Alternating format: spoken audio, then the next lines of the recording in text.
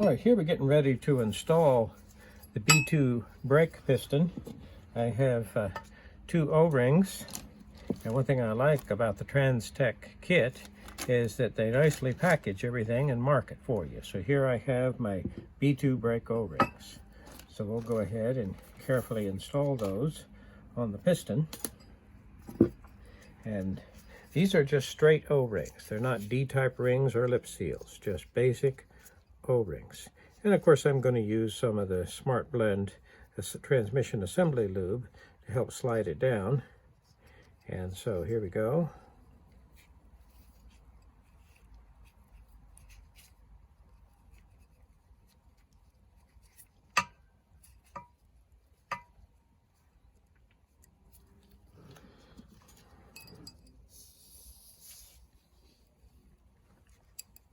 Now one thing I'm going to need is I'm going to need a spring compressor to compress the spring, and it just so happens that a 4L60E low reverse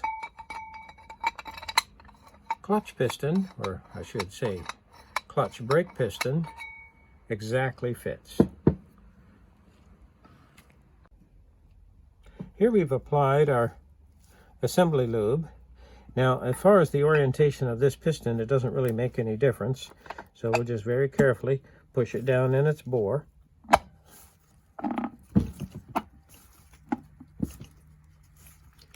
Make sure that it goes down without cutting an O-ring.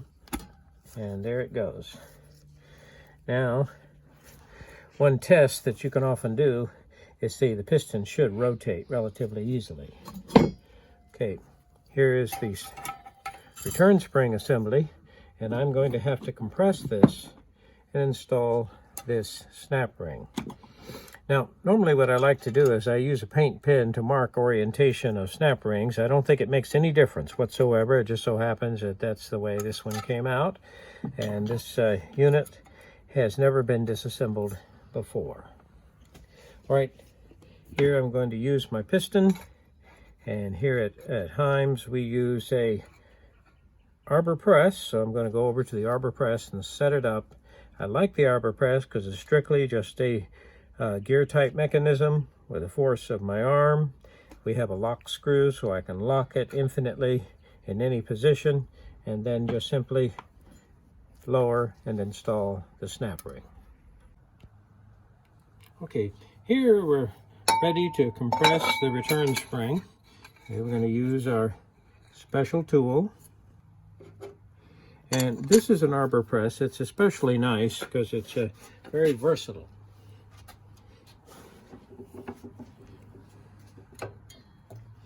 And one thing I like about it too is that you have very good feedback, so I know kind of exactly what's happening here as I push down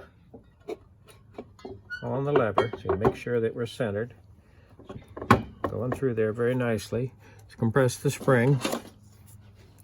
Beauty of it, unlike a hydraulic press, you don't really have any feedback and you're applying tremendous forces. Here, the forces are strictly your arm. Okay, now I'm ready to install the snap ring. I don't believe there's any special orientation, but we'll go ahead and put it back the way we took it out. So we go ahead and slip it down and into place. Okay, here we've positioned our snap ring, and we'll just gently push it down into position. And as we do so, we can see it click solidly into place. Moves around without any problem. It's very nicely in its groove. Now we'll go ahead and relax tension on the arbor press.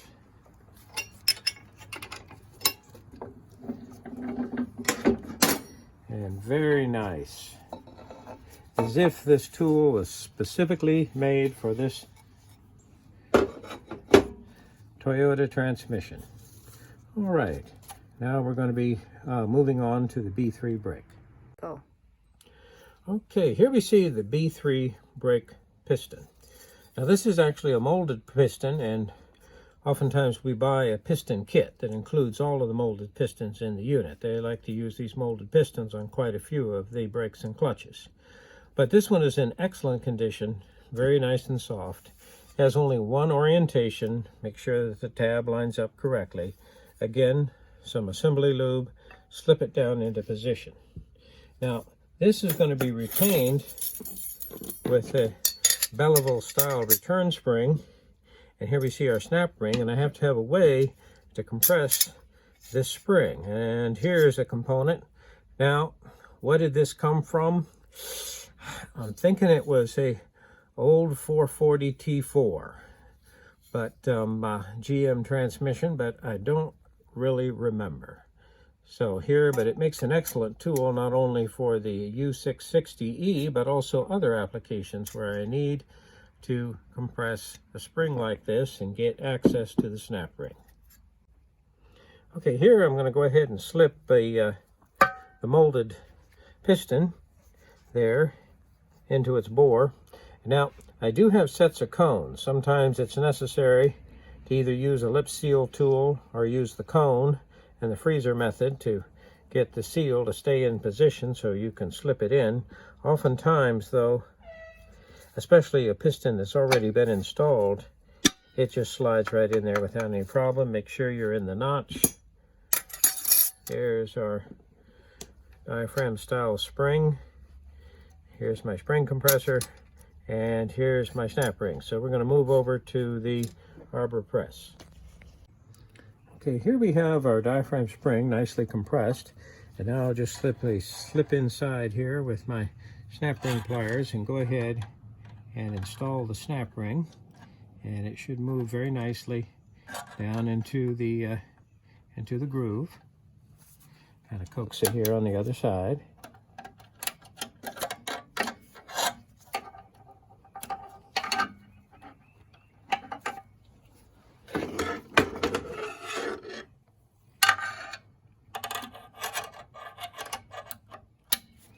There's one side, and let's see if we can get the other.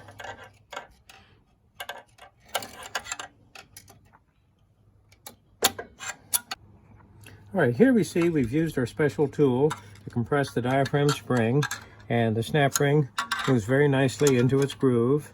And as we can see, we can give it a little push, moves back and forth without any problem. And I'll go ahead and here kind of center it here between the opening on the diaphragm spring.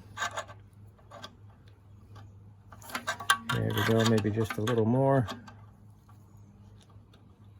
There we go. So this is the molded piston in excellent condition. Make sure that the snap ring is pushed in all the way around, and we'll release tension. Okay, here we have the B3 clutch piston in position. Of course, it has an alignment tab right there, so it's correctly aligned. All right, so I have both the B2 and the B3 brake pistons in position. And now we're going to go ahead and install the center bearing assembly and our output planetary. Okay, now of course we require a special socket to actually be able to remove and reinstall the retainer here on the output planetary. I'm going to have my output gear and of course my two ball bearings there in the center.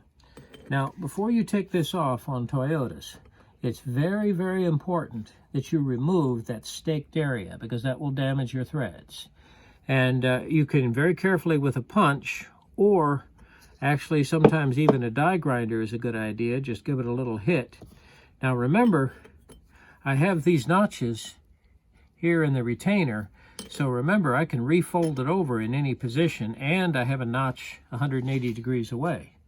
Now, obviously, it's recommended to replace this, and we've actually purchased a new bearing assembly, the center snap ring, a new nut, but that's not for this unit. That's for another unit that's still in the car.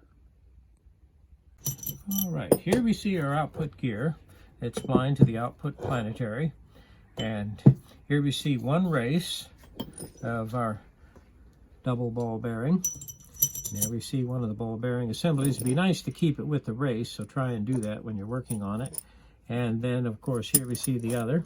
This allows this to support it both in a radial and axial direction, so I can absorb considerable thrust.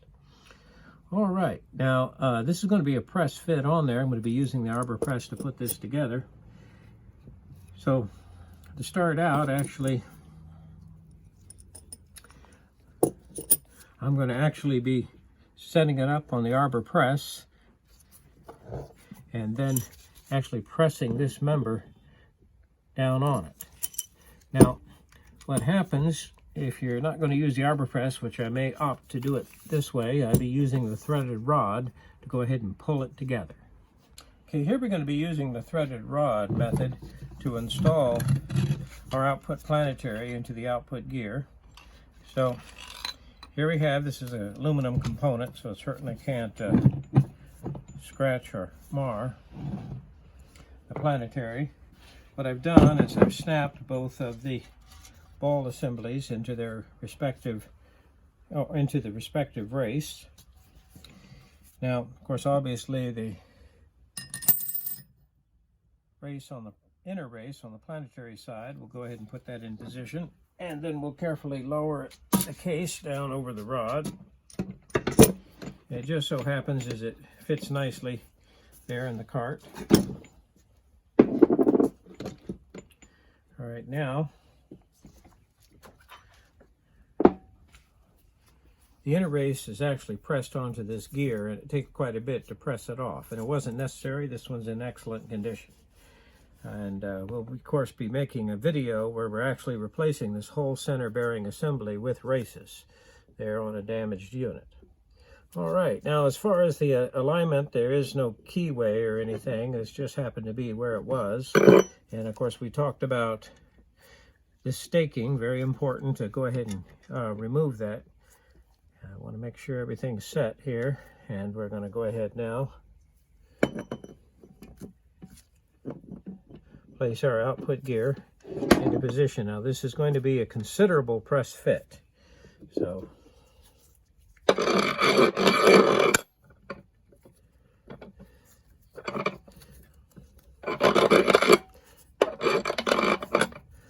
now let me go ahead and get the necessary components, and we'll start the process of pressing it together. Okay, so here we're using our threaded rod method, and sometimes this goes very, very easy. So I'll try the easy first. And here it's slipping together with minimal force, and that's always very, very good. Let's see how we're doing here.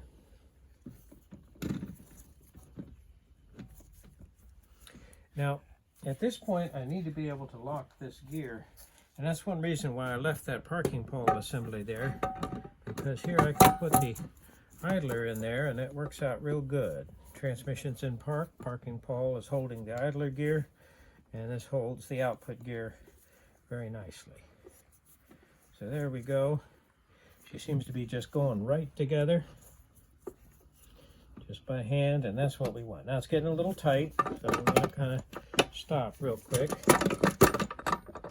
Make sure we're lined up there correctly underneath. I feel it kind of stopping there. Make sure that I'm actually able to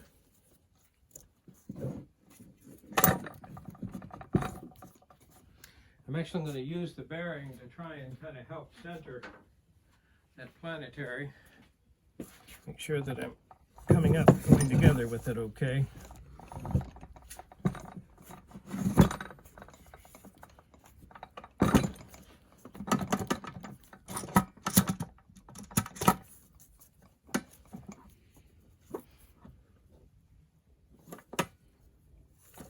Okay, we're getting too tight now to use this.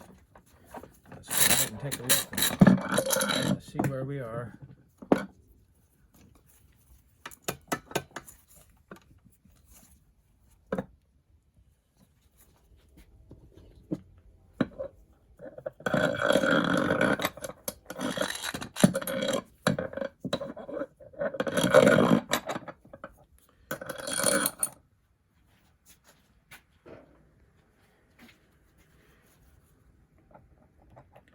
A little lube, and we'll go ahead now and use the nut. Okay, here we're using the threaded rod method to go ahead and press this gear onto the planetary and into the internal races. And you'll notice that here I'm using this plastic pipe. And one thing that's interesting about the plastic pipe is it gives before something breaks. And as you can see, I think I'm at the end of its ability to do anything for me. Let me go ahead and remove it.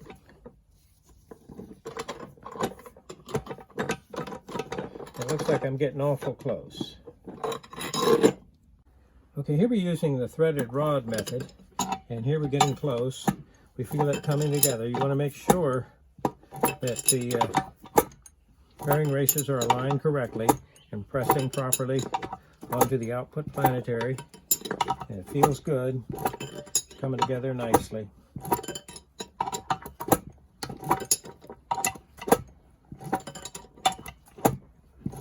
And I think this would probably be the only method. It'd just be too hard to put this in the press, and it's probably clumsy and not possible. The threaded rod method nicely keeps things aligned, seeks the center line. It works very nicely. So I feel it coming together. Okay.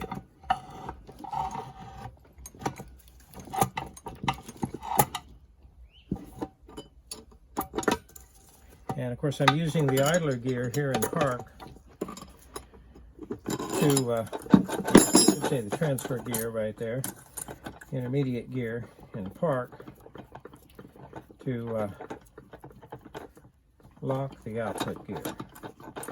Alright, now what happens is I'm butting up against the threads of the output planetary. Notice that I'm using aluminum. This is an aluminum bearing race driver, so I'm not going to be marring any of the steel.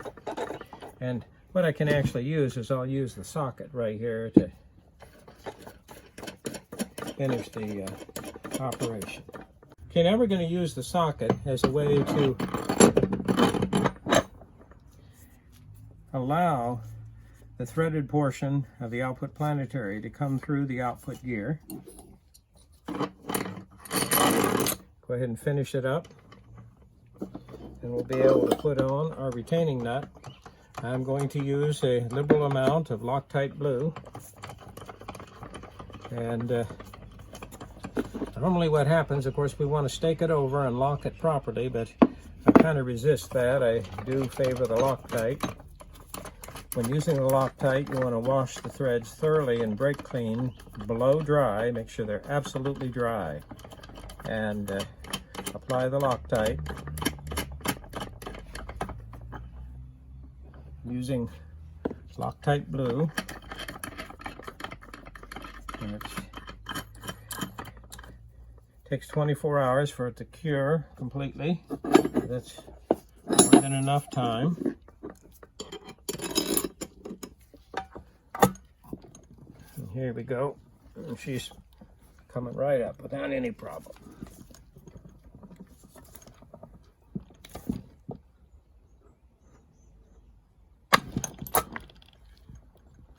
Yeah, let's see here. Okay, here I've pressed my gear on. Feels good and snug. No problem. We're going to go ahead and torque down our retainer. And we're going to prepare it first with Loctite. Clean the surfaces very carefully.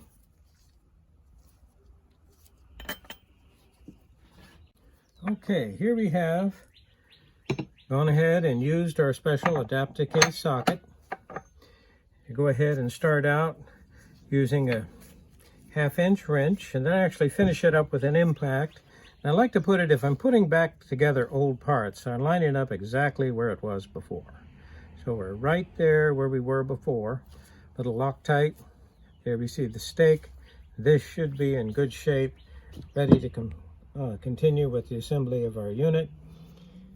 Now, normally when you're rebuilding the unit, unless you're actually going to replace the molded piston and freshen up the O-rings there on these two brake pistons, this wouldn't absolutely be necessary to remove. Also, I can clearly check my two brake pistons, air check them through these ports.